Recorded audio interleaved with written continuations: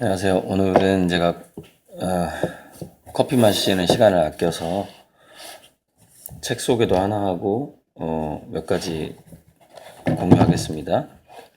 이제는 제 구독자분들 중에서 제 주식을 사신 분이 예약이 세 분이 돼서 벌써 이제 곧 3억이 이제 우리 회사 통장으로 들어올 텐데, 주식 하나가 1억이니까요. 저는 이제 만약에 주식을 사겠다는 분이 더 많으면 저는 과반 주식을 포기하고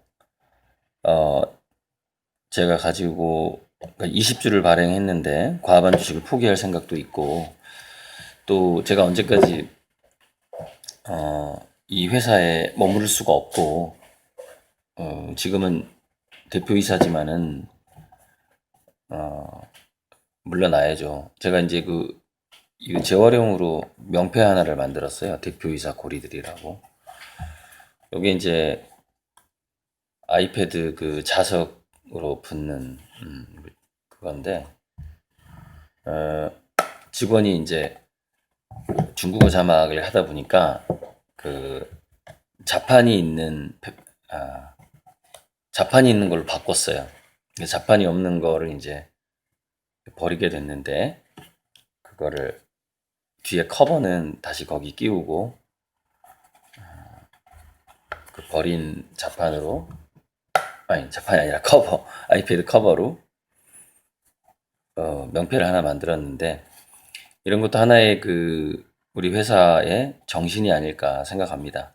물론 저만 이걸 쓸 거고 다른 분들은 제작을 하겠지만. 자, 이제 엄마의 학교라고, 이분이 백은영 진로교육 TV 유튜버 시작할 때 제가 이제 좀 제 구독자들을 많이 좀 소개를 했던, 아마 50명은 늘었을 것 같은데, 저 때문에. 그분이 새 책을 썼는데, 지금 약 3분의 2 정도 읽었는데, 엄마의 학교인데, 다시 한번 제목을 붙여보자면 이게 엄마의 미래교육 학교고 또 엄마 재교육 학교예요. 그래서 예전에 20세기의 부모가 21세기에 아이들을 자꾸 가르치려고 든다, 뭐 이런 얘기가 있었잖아요. 그래서 그 중간에서 이제 교사들이 껴서 고생하고 있고, 미래에 대해서 쭉 얘기를 하고 있어요. 그래서 이제 뭐 그냥 여기 보면은 대체 인재인가 창의 인재인가, 목차를 또 제가 쭉 읽어줄 수가 없어서 눈에 띄는 것만 읽어드릴게요. 그래서 이제 뭐 세스 고딘의 린치핀 이야기도 나오고, 2017년 기준 서울대 졸업생 중에서 취업률은 60%.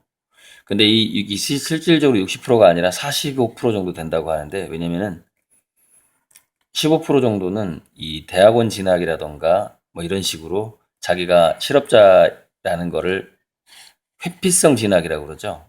그 회피성 진학이 있다고 합니다. 그래서 서울대 졸업생 중에 취업률은 한 45% 정도다, 이렇게 보시면 됩니다. 조만간 1000조 이상을 소유한 소수의 창조 그룹이 등장할 것으로 전망한다. 그 기업 중에 하나가 이제 이번에 창업한 창조화력발전소가 되는 거죠. 그래서 이 보면은 이제 룰 체인저라고 그러죠. 스티브 잡스 같은 사람. 룰 체인저. 새로운 장르를 만들어내는.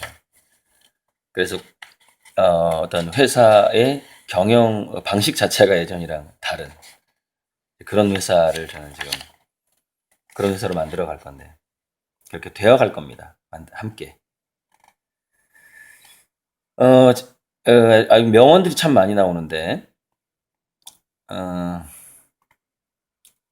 세컨드 라이프를 운영하는 린든 랩의 이사회 의장 미첼 카포는 10여 년 이내에 가상현실 세계가 현재 사용 중인 이메일만큼이나 일반화될 것이라고 전망하고 있다. 이게 그 전염병이 또 가상현실 경제를 훨씬 더 앞당기고 있죠. 그래서 뭐 리좀적 인재, 제가 리좀적 인재에 대해서는 제 책에도 썼어요. 미래학자 제임스 오길비는 내가 아직 체험하지 못한 것 중에서 체험하고 싶은 것이 무엇인가를 묻는다. 누가요? 네, 소비자들이. 뭘 소유할 것인가의 시대가 끝났다. 이런 얘기.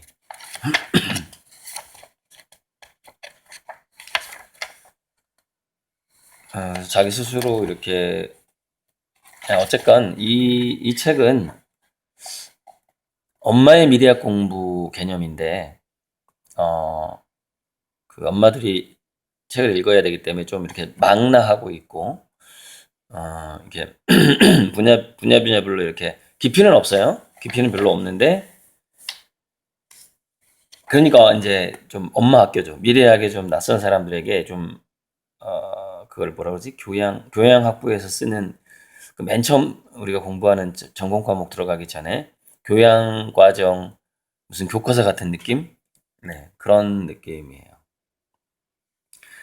제가 이제 이 백은영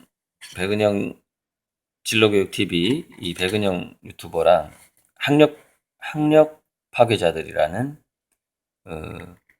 정선주 작가인가 그분이랑 저랑 이렇게 같이 밥도 먹고 그랬단 말이에요. 예전에 그 유튜브 올린 적도 있어요. 그래서 세 명이서 미래 교육에 대해서 같이 좀 공감했던 시간들이 꽤 있었어요. 지금은 좀 저를 만나려면 저기 화실로 찾아오셔야 되는데 두 분이 제가 나가서 지금 만나기가 그래서 뭐 사라지는 직업, 뜨는 직업 쭉 나와요. 이 부분은 이제 그냥 검색해봐도 될 것 같고 그리고 새로운 길을 만들어가는 과거에 놓여져 있던 길이 아니라 새로운 길을 만들어가는 인재들이 필요하고 앞으로 10년 동안 이제 그 미래학자들이 얘기했던 것이 이 지구상에서 정말로 이루어지는 그거를 보게 될 것이다. 평균의 종말이라는 책, 토드 로우즈, 이 사람이 개인학이라는 Science of Individual, 개인학이라는 분야를 연구하는 하버드 교수인데 개개인학이라고 여기서는 번역이 돼 있어. 개개인학. 굉장히 놀라운 게요. 록펠러가 테일러주의에 기반한 학교 비전. 굉장히 오래전에도 이런 좀 그런 게 있는데, 그러니까 이게 뭐냐면 이거는 과거 교육의 이제 가치인데, 1912년에 테일러주의에 기반한 학교 비전에는 요약하자면 이래요. 평균적인 인재를 많이 만들어서 서로 협력을 해서 부족한 부분을 채울 수 있고 협력할 수 있도록 한다. 이게 이제 지금까지 학교의 그 모델이었던 거죠. 그러니까 아직 우리나라 공교육도 이제 이 모델을 따라가고 있고 그래서 개성 같은 게 좀 많이 무시가 돼요. 그리고 뭐 뛰어난 전문가를 염두에 두고 또는 예술가를 염두에 두고 학교를 운영하는 게 아니에요. 그러다 보니까 개성이 점점 사라지는 이제 그런 테일러주의화가 이제 있어 왔다. 뭐 이런 게 나오는데. 그럼 이제 나중에는 어떻게 인재가 바뀌느냐. 미래 인재가. 미래 인재의 핵심 역량에 대해서는 저도 여러 번 얘기했으니까. 자, 룰 체인저하고 기익하고 슈링크로 바뀌는데, 룰 체인저는 이제 새로운 장르를 만드는 또라이들, 상자 안이 아니라 상자 밖을 생각할 수 있는 그런 사람들. 그 다음에 기익은 굉장한 전문가. 어려서부터 호모 루덴스처럼 자기가 좋아하는 거에 굉장히 몰입을 해서 그 분야의 어른들을 훨씬 능가해버린 그 전문가들. 그 정도를 기익이라고 봐야 되겠죠.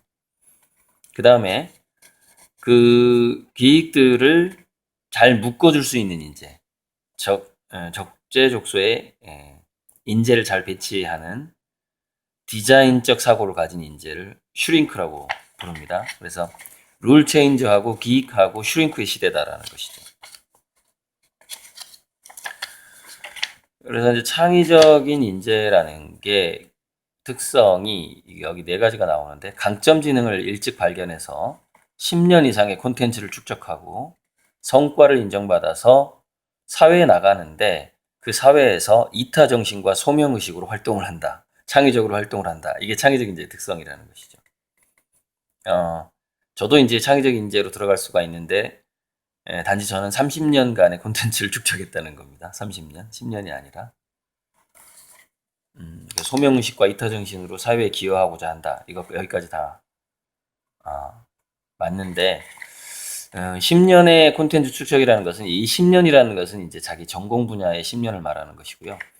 저 같은 경우는 20년 정도를 반개 분야하고 다른 분야를 동시에 공부해 왔다. 이렇게 볼 수가 있습니다.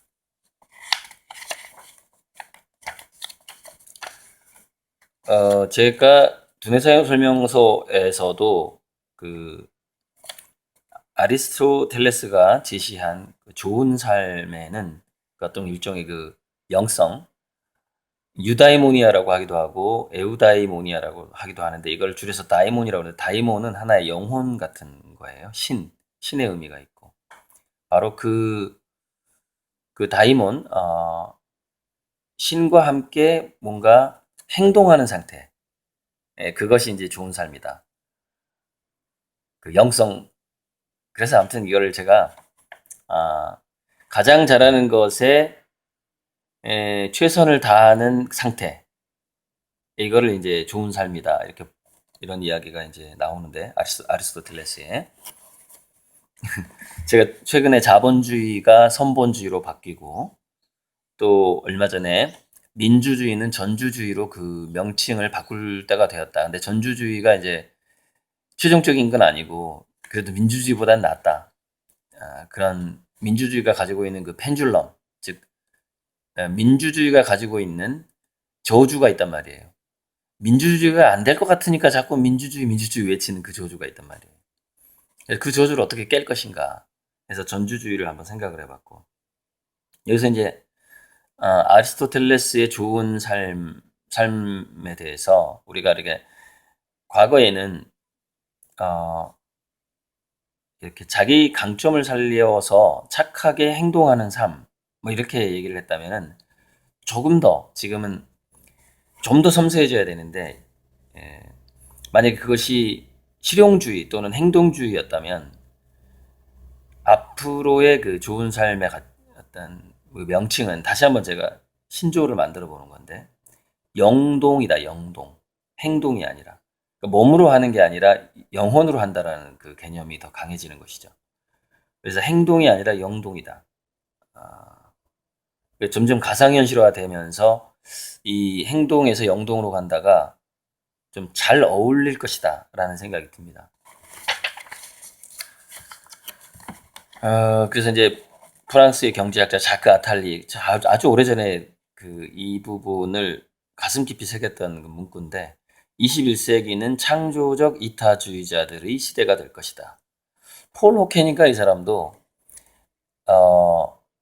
창조적 이타주의자들이 경쟁하는 시대, 뭐 이런 표현도 있었어요. 그래서 이타주의와 이타주의가 경쟁하는 시대다.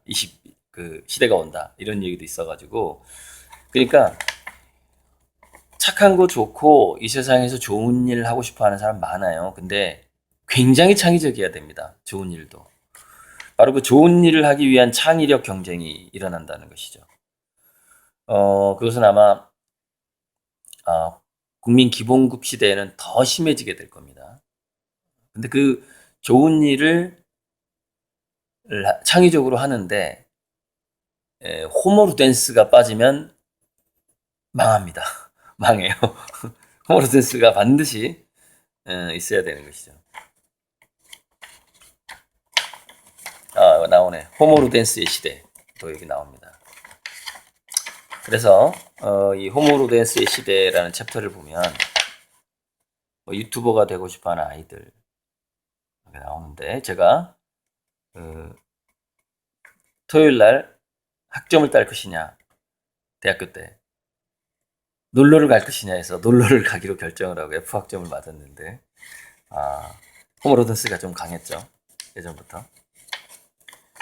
그래서 지금은 이런 명언이 있었어요. 절벽에서 뛰어내려라. 뛰어내리는 동안 날개가 생길 것이다. 이런 이야기가 예전부터 있었는데 그 벤처 기업 하는 사람들 사이에서 좀 유행했던 명언이죠. 벼랑에서 뛰어내려라. 그럼 날개 생긴다. 뭐 이런 명언이 있었는데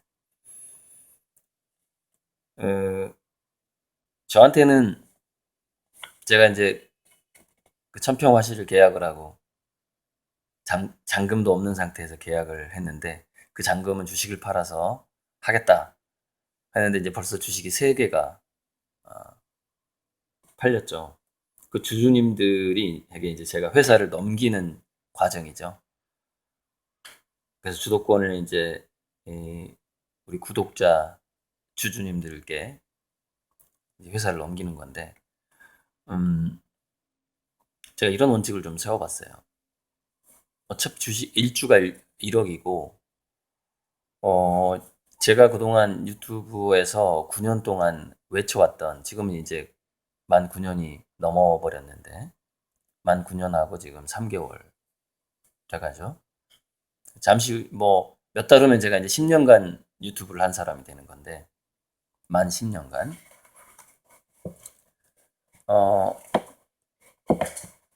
좀 간단한 통계를 내보니까 제 유튜브 구독을 하지 않고 저한테 찾아온 사람들은 진정한 투자를 할 수가 없구나. 이건 후원도 아니고 단지 그림의 수익성만 보고 찾아온 것에 불과하다. 그런 좀 경험을 했습니다. 그래서 앞으로는 그림 물론 이제 인터넷을 안 하고 이번에 주식 하나 사신 분 중에 이분이 스마트폰이 없더라고요. 옛날 투지폰을 쓰면서 살고 있는 거예요. 그래서 이제 그런 특수한 경우가 있을 수 있어요. 유튜브를 볼 수 없는 환경이 있을 수가 있죠. 자, 그런 경우를 제외하고는 제 유튜브 구독자가 아니면 그림도 안 팔고 주식도 안 팔고 그래야 되겠다. 그 원칙을 세워야 되겠다. 그 생각을 해서 제가 그 임직원 단톡방에 그렇게 얘기를 했습니다. 혹시 주변에 주식을 사실 분이라던가 제 그림에 관심 있는 분은 일단 제 유튜브를 구독하게 해라. 그리고 그것이 검증되지 않으면 그림이든 주식이든 팔지 않겠다. 그걸 좀 선언을 해놓은 상태입니다. 그래서 이제 주변의 그 부자들에게 구독을 권하겠다. 그렇게 이제 이사님들이 답변을 했죠. 그래서 지금 저에게 날개를 달아주시고 계신 미래의 우리 회사의 주인들, 주주님들께 다시 한번 감사를 드리고 제가 이 나중에 회사를 떠날 때는 이 재활용 명패, 이 아이패드 껍질로 만든 이 재활용 명패를 들고 회사를 떠나겠습니다. 그때까지 이거를 쓰도록 할게요. 저만 강요하면 안 돼. 개개인주의이기 때문에 개개인의 시대이기 때문에 강요하면 안 돼요. 자, 그래서 엘빈 토플러가 예전에 그 한국 교육이 뭐 15시간 동안 미래에 쓰이지도 않을 것 때문에 한국 교육이 뭐 애를 쓰고 있다 이런 얘기를 한 적이 있죠. 그런 이야기 좀 나오고요.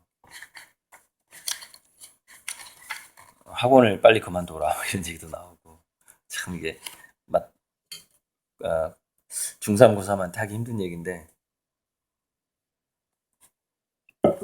자, 이거 재밌네요. 챕터 제목 대접 평범한 우리 아이를 미래 인재로 만들기. 아주 재밌어요. 지금 여기서부터 제가 안 본 곳입니다. 보면서 그래서 이 아이의 그 강점 지능하고 이 강점 지능을 좀 조기에 발견을 해야 된다는 얘기인데, 발견한다기보다는 어렸을 때는 사실 만들어질 수가 있거든요. 그 두뇌가 유연하기 때문에. 그래서 만들어질 수도 있다. 그래서 여기서는 그 맹모 삼천을 그 따라야 돼요. 맹모 삼천이 굉장히 처음에 시장이었고, 두 번째가 무덤이었고, 세 번째가 유생들이 있는 학교 옆인가 그랬죠. 그게 나이대별로 그게 딱 맞다는 얘기가 있거든요. 자, 처음에 왜 시장이죠? 감각을 길러야 되기 때문에 그렇습니다. 냄새, 소리, 그 다양한 사람들에 대한 감각. 두 번째가 무덤이었던 것 같은데, 제 생각에는 그 당시에 무덤이 이 당시에 이제 항상 그 장례식을 할 때, 우리도 제가 시골에서 보면은 막 노래를 부르면서 장례식을 하잖아요. 그리고 이제 이렇게 무당들, 그 공자의 어머니가 그런 무당이었다고 하던데, 무당들이 와서 이렇게 춤을 추고 원시 제의와 같은 그런 일들이 많았었죠. 그래서 저는 두 번째 무덤가에 이사로 간 거는 저는 예체능 교육이 아니었을까라는 생각을 하고 있거든요. 그러니까 처음에 시장은 감각 교육이었다. 두 번째가 예체능 교육이었다라고 보는 거죠. 그것이 그 재래에서 느낄 수 있는 음악적인 감각이라든가 이런 것들. 그것을 맹자의 어머니가 두 번째 염두에 뒀다. 세 번째가 이제 그때 이제 콘텐츠, 글쓰기, 단어, 고급 단어 교육이 세 번째 들어간 거죠.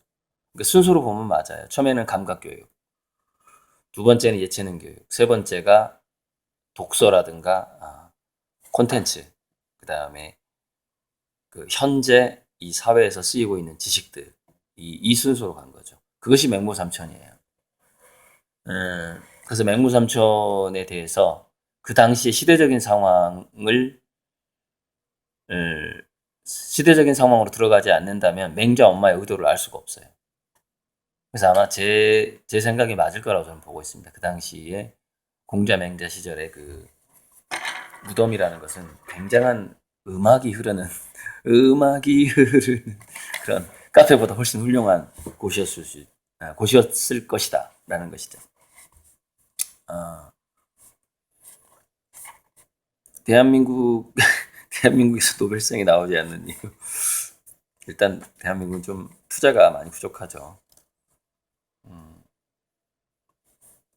그래서 뭐 성적보다 중요한 건 평생 학습력이다. 변화할 수 있는 능력. 근데 학습력이보다는 사실 상자박을 사고할 수 있는 능력이 훨씬 중요하단 말이에요. 그래서 또 엄마 학교 이 책이 필요한 거고, 상자박. 엄마부터 상자 밖으로 나와야 될 거 아닙니까? 엄마부터. 조금 이렇게 약간 옛날 지능들이 좀 많이, 다중지능에 대해서 저는 좀 부정적이라서. 그래서 엄마의 그 관찰력, 미켈란젤로처럼 제목 좋다. 사랑한다면 미켈란젤로처럼 돌 속에 있는 조각품을 내가 꺼낸다고 그랬잖아요. 미켈란젤로. 그러니까 우리 아이의 미래를 100% 믿고 그렇게 피그말리온처럼 완벽한 될 수 있다. 그러면서 기다려야 된단 말이에요. 꺼내는데 오래 걸릴 수 있어요. 제가 그랬잖아요. 자기 자식이 55세가 될 때까지는 건드리지 말라고. 기다리라고. 그러니까 자기가 자기 자녀의 어떤 조각품으로 따지자면 그 완성을 못 보고 죽을 수도 있어요. 그 정도의 기다림이 필요합니다. 부모가. 조급하면은 망쳐요. 돌멩이 깨집니다. 그거. 자, 미래교육의 로드맵.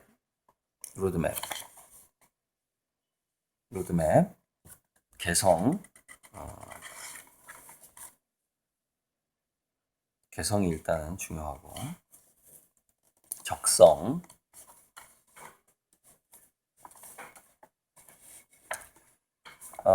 즉시 학습 개념도 나오고요. 즉시 맞춤 교육.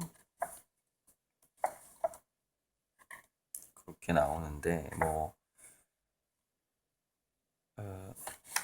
가장 중요한 거는 15세 이전까지 또는 20세 이전까지 감동을 주는 멘토를 만나는 게 상당히 중요해요. 그게 방아쇠거든요. 그게 불을 켜는 건데, 이그나이트라고 그러죠. 그게 불이 안 켜, 그게 동기부여라고 하는 건데. 얼마 전에 여기 가다 보니까요, 어떤 돈가스 집의 그 상호명이 돈기부여더라고요. 돈기부여. 그 띄어쓰기 한번 해봤어요. 했더니 돈기부여, 돈기부여. 좀 재밌는 간판이었는데, 때로는 용돈이 동기부여의 수단이 될 수도 있어요. 근데 자기가 존경하는 멘토가 주는 용돈, 그거는 더 큰 동기부여가 돼요. 그래서 이제 앞으로 우리 구독자분들이 이제 어린 자녀를, 지금까지는 그럴 형편이 못 됐고요. 어린 자녀를 이렇게 혹시라도 이제, 물론 아무나 저를 찾아오기는 힘들겠죠. 제 그림도 사신 분이고 또 주식도 사신 분이고, 그러면 언제든지 제가 이제 그 자녀들을 제가 평생 책임질 수 있도록 노력을 하겠다, 제가 전에 말씀드렸죠. 그래서 어렸을 때는 제가 직접 용돈도 주고 그럴 생각입니다. 동기부여를 해주는 거죠. 동기부여를 위한 동기부여. 근데 진정한 동기부여는 가정 환경입니다. 그래서 엄마 학교가 필요한 거고, 엄마가 먼저 바뀌어야 돼. 진짜 동기부여가 된다. 이 얘기를 제가 오래전부터 얘기를 했죠. 그래서 부모가 자녀에게 주어야 되는 뭐 자원, 여러 가지 자원. 근데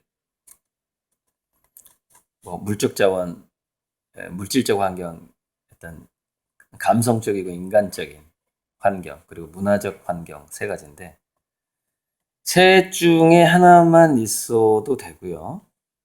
그리고 아이가 스스로 뭔가를 동경하게 되고 롤모델이 생기면 다 됩니다. 다 돼요. 텀블러의 데이비드 카프, 텀블러 소셜 네트워킹 서비스 텀블러를 세운 데이비드 카프가 IT 업계에서 최대 화제로 떠올랐는데, 제2의 마크 저커버그라는 별명이 있고, 약 1조 2천억 원에 야후가 텀블러를 인수했다. 그래서 제2의 페이스북 신화. 아마 이 사람도 학력 파괴자들에 나올 텐데, 제가 봤을 텐데 까먹은 것 같아요. 15살에 학교를 중퇴했다. 저도 15, 16세에 학교를 중퇴한 경험이 있는데, 그래서 11살 때 컴퓨터 프로그래밍을 접한다. 카프가 음악을 좋아하면 악기를 가르치었고, 로봇을 만들고 싶다면 보스턴에서 열리는 MIT 로봇 경연대회에 직접 데리고 갔다. 그 부모가. 그래서 이제 애가 11살 때 이제 컴퓨터 프로그램을 좋아하게 됐고, 그래서 밀어줬죠. 원하는 대로 그냥 환경을 제공해 주는 건데, 참, 이 부모가 이제 운이 좋고 머리가 좋은 부모일 가능성이 높죠. 근데 보통, 부모들은 대다수는 운이 그렇게 좋지 않고, 머리도 그다지 좋지 않죠. 그래서 사실 제 책은 운도 별로 없고 머리도 별로 안 좋은 부모를 위한 책이에요. 제가 쓴 책은. 전에 제가 이지성의 에이트 비판했지만, 이지성의 에이트는 운이 무지무지 좋고 돈도 엄청 많고 부모도 머리가 좋고 자식도 머리가 좋은 사람들을 위한 책이에요. 그게 에이트예요. 그래서 제가 이건 0.1%를 위한 책을 왜 이 시중에 풀고 지랄이냐, 이렇게 비판을 한 적이 있었죠. 그래서 이 카프 같은 경우에도 좀 사실 운이 좋은 그런 면이 있을 것이다. 그래서 이게 다 따라할 수가 없어요. 일반 우리 부모들이. 그래서 일반 부모들이 어떻게 할 것인가에 대해서는 이제 제 책, 그리고 제가 많이 유튜브에 얘기를 해놨죠. 앞으로도 할 거고요.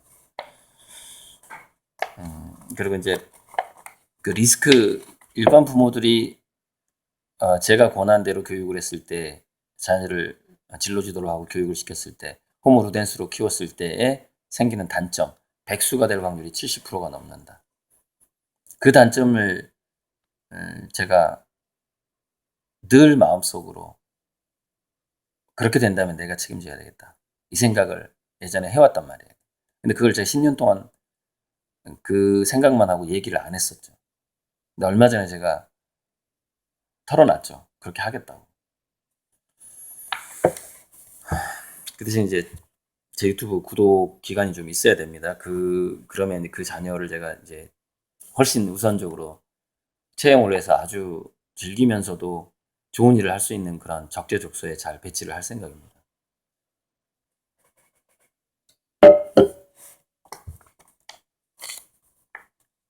자, 그래서 카프 성공 스토리가 쭉 나오고요.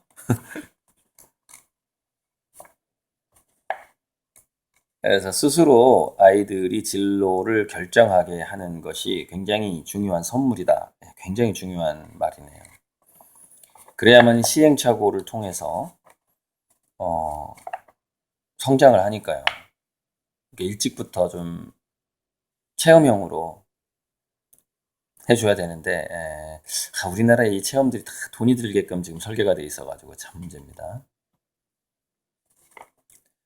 자, 글을 마치며 엄마가 일단 행복해야 된다.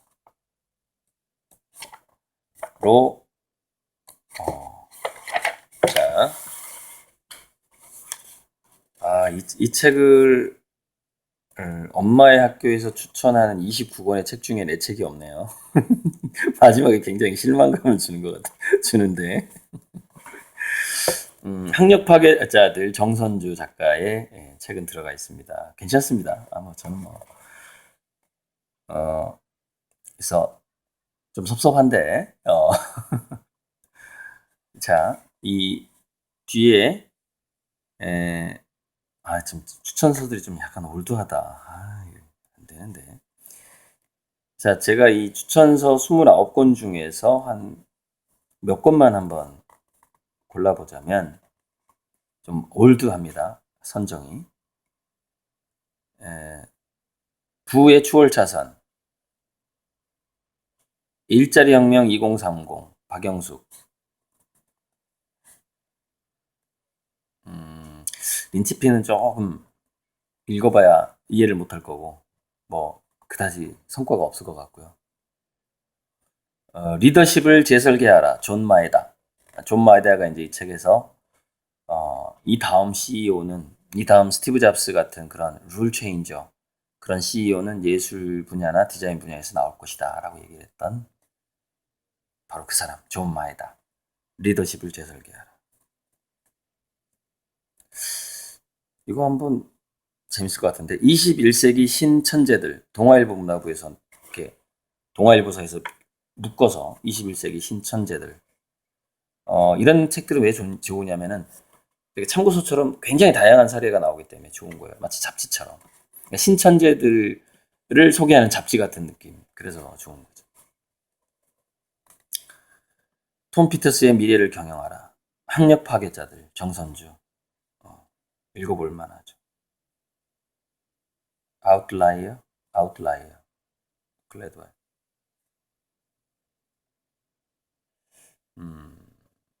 글쎄 이제는 아버지가 나서야 한다. 좀 제목이 또 눈에 좀 들어오는데 이것도 동아일보사에서 나왔네. 비범성의 발견 등등등. 이 중에서 한 29개 중에서 제가 한 7개 정도는 추천을 드릴 수 있을 것 같은데 나머지는 별로 추천하고 싶지 않네요. 추천하고 싶지 않은 책들이 한 50% 이상이네요. 한 7개 정도는 읽어볼 만하다고. 그다음에 또 한 25% 정도는 읽어도 되고 안 읽어도 되고 이 정도. 물론 제 기준입니다만은. 자, 하지만 이 엄마의 학교는 엄마의 미래학 학교 또는 엄마 재교육 학교라는 제목으로 인식을 하시면 됩니다. 한번 해볼 만하고요. 찍은 김에 좀 오늘 좀 길게 가게요. 뭐 이것저것. 잠깐만요. 제가 이제 스토리 홀딩스에 투자를 하고 이제 지분 20%를 가진 이사가 되는데, 제 그 친구한테 투자를 하면서 내가 스토리 홀딩스라는 회사에 투자하는 이유가 있다. 그 세 가지가 뭐냐 하면서 보낸 문자가 있어요. 친구한테.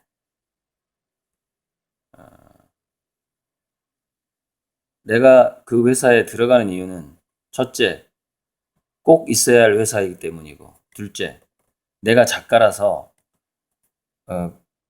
그 회사에서 상대하는 작가들의 권익을 보호하고 그들이 삐지면 달래고 하는 그런 중재 역할을 할 수 있기 때문에. 셋째, 내가 스토리 자체를 보고 또 편집하고 또 후킹도 하고 하는 능력이 있기 때문이다.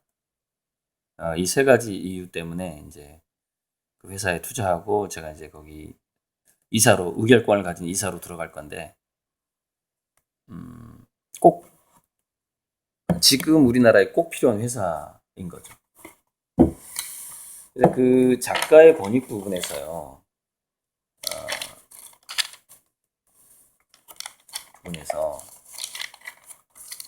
바로 이런 사례거든요, 여러분. 백희나 작가라고 있습니다. 백희나. 구름빵 작가인데,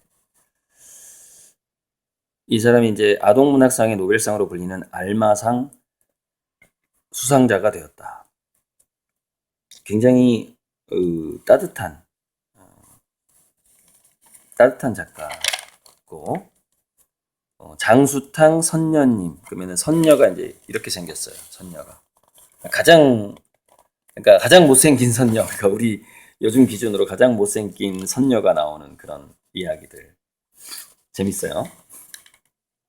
그다음에 달샤베트 이런 책들이 소개가 되고 있는데, 이분이 이제 그러니까 스토리 작가죠. 스토리 작가인데 현재 우리나라의 이 작가들의 그 권익이라든가 이익이 출판사나 기획사나 그 영화 제작사나 이쪽으로 거의 이렇게 뺏기는 그 불공정 계약서를 쓰고 있단 말이에요. 이게 현실이에요. 그래서 제가 그 회사에서도 또 그럴까봐 들어가서 그 작가들의 권익을 보호하고자 하는 거예요. 스토리 홀딩스. 회사의 취지가 좋고 꼭 있어야 되는 회사인데 또 이렇게 나가버리면 망해버린단 말이에요. 그 창작자 대우를 굉장히 잘해줘야 된단 말이죠. 그래서 이 백희나 작가가 이제 정말 국가대표 동화 아동문학 작가가 됐어요. 그래서 이제 한번 볼까요?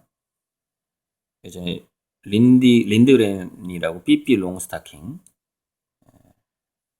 이 사람은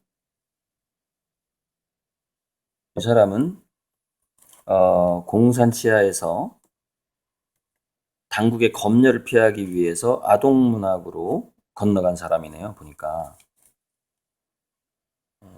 그래서 지금 제가 자세히 안 읽어봤어요. 그냥 이건 한번 다룰 만하다 였는데, 일단은 뭐 구름빵 한국의 이 백희나 작가 얘기를 좀 해보자면, 사실 조인 롤링도 해리포터를 써서 자기가 충분히 권리를 챙기지는 못했을 겁니다만은, 조인 롤링에게 중요한 부분은 작가 기본소득이 있었다라는 겁니다.